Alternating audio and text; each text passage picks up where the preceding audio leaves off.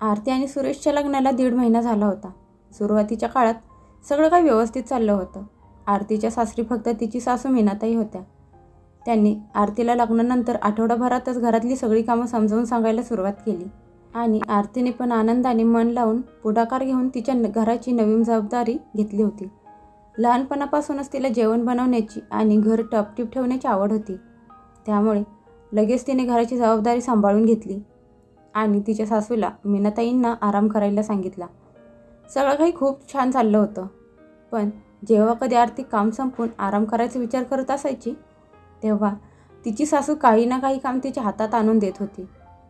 एवढं करून पण त्यांचं मन भरलं नाही. म्हणून त्यांनी एक नवीन कल्पना शोधून काढली. उन्हाळ्याचे दिवस चालू होते आणि आरतीच्या खोलीत 2 मोठमोठ्या खिडक्या होत्या. त्यामुळे खोलीत दिवसभर गार आणि ताजी हवा येत असायची. ही गोष्ट लक्षात घेऊन मीनाताई रोज दुपारी जेवण झाल्यावर सुनेच्या खोलीत जाऊन झोपत होत्या. आरती सुरुवातीला नाईलाजाने काही बोलू शकली नाही. पण तिची सासू आता रोजच दुपारच्या जेवणानंतर तिच्या खोलीत जाऊन झोपत होत्या. त्यामुळे आरतीला आरामही मिळत नव्हता आणि प्रायव्हसी देखील मिळत नव्हती. मग एक दिवस वैतागून आरतीने याविषयी सासूशी बोलायचं मन बनवलं. तसंही आरतीला तिच्या सासूविषयी काहीच तक्रार नव्हती. पण दिवसा तिचं पण मन करायचं की थोडा वेळ जाऊन स्वतःच्या खोलीत आराम करावा. पण जेव्हा कधी ती तिच्या खोलीत जात होती त्या अगोदरच तिची सासू तिच्या बेडवर आरामात झोपलेली असायची. सुनेवर नजर पडताच त्या तिला म्हणायच्या, सुनबाई, मला तर तुझ्या खोलीतच छान झोप लागते, कारण या खोलीत 2 मोठमोठ्या खिडक्या आहेत ना. माझ्या खोलीत माझा जीव गुदमरून जातो. यावेळेला हळू आवाजात आरती तिच्या सासूला म्हणाली, माझ्या खोलीत मला पण आराम करायची इच्छा होते.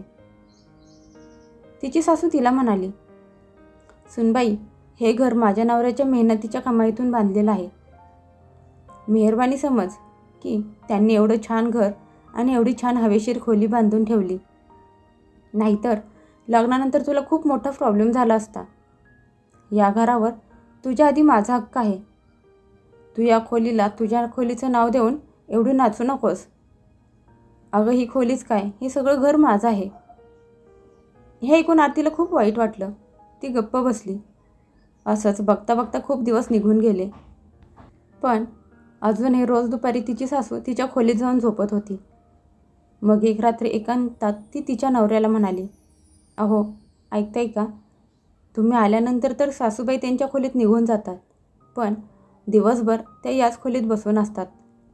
त्या फक्त TV बघायला बाहेर हॉलमध्ये जातात आणि जेव्हा आराम करायचा असतो तेव्हा त्या सरळ उठून या खोलीत येऊन झोपतात. मी त्यांना प्रेमाने सांगायचा खूप प्रयत्न केला आणि बोलायचा प्रयत्न केला की मला पण थोडासा आराम करायची इच्छा होते, तर त्या मलाच ओरडल्या आणि म्हणाल्या, ही खोलीच काय, हे सगळं घर माझं आहे. त्यांना माझ्या खोलीतच आराम करायचा असतो. एक तर मला त्यांच्यासमोर झोपायला लाज वाटते आणि उलट त्या मलाच म्हणतात की मी त्या खोलीत असलेली त्यांना आवडत नाही.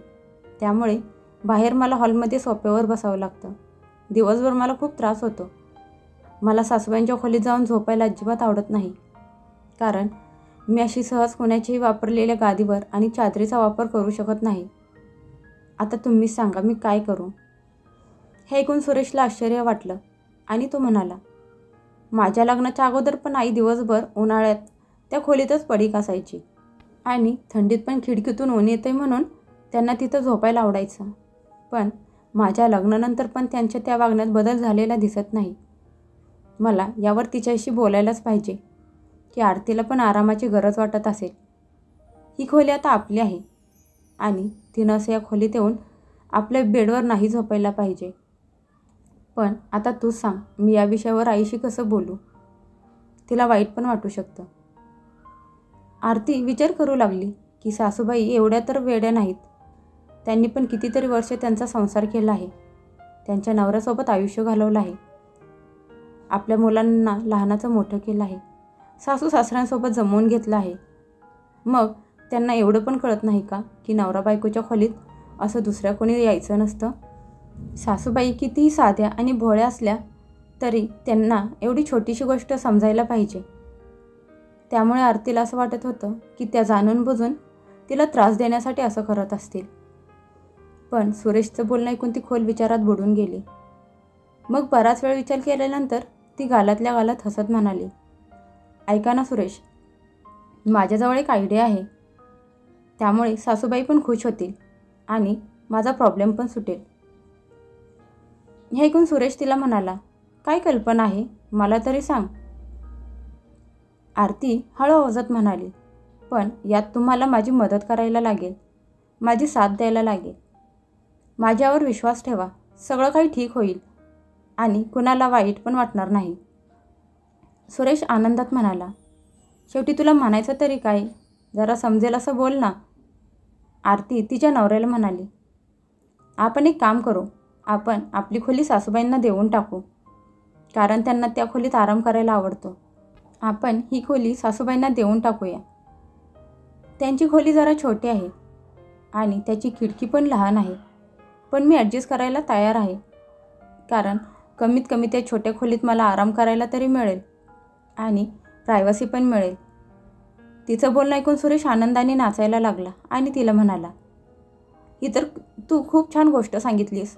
त्यामुळे आईला असं वाटेल की आपण तिची किती काळजी घेण्याचा प्रयत्न करतोय. आईला पण त्या खोलीत आराम मिळतो, त्यामुळे आईची खोली आपण घेऊया आणि त्यात आपण राहूया, हे आपण आईला सांगून टाकूया. नवऱ्याची परवानगी मिळाल्यावर आरतीने एक मोकळा श्वास घेतला. आज तिला असं वाटत होतं की तिला एक खूप मोठ्या समस्येवर उपाय मिळाला आहे. दुसऱ्या दिवशी नाश्त्याला सुरेश त्याच्या आईला म्हणाला, आई, आज मी सुट्टी घेतली आहे. हे ऐकून मीनाताई खूप खुश झाल्या आणि म्हणाल्या, काय झालं सुरेश, आज काही महत्त्वाचं काम आहे का? सुरेश त्याच्या आईला म्हणाला की खूप दिवसापासून बघतोय, तुला तुझ्या छोट्या खोलीत राहायला खूप अडचण होत आहे. तुला माझ्या खोलीत खूप छान वाटतं. त्यामुळे आम्ही निर्णय घेतला आहे की तो आजपासून आमच्या खोलीत राहणार आणि आम्ही दोघं तुझ्या खोलीत राहू. आज थोडंफार सामान हलवायचं होतं म्हणून मी सुट्टी घेतली आहे. हे ऐकून मीनाताई आश्चर्यचकित झाल्या आणि मुलाच्या आणि सुनेच्या तोंडाकडे बघायला लागल्या आणि म्हणाल्या, अरे नाही नाही बाळा, मी त्याच खोलीत ॲडजस्ट करेन. कुणी असं त्यांच्या मुलाची आणि सुनेची खोली घेतं का?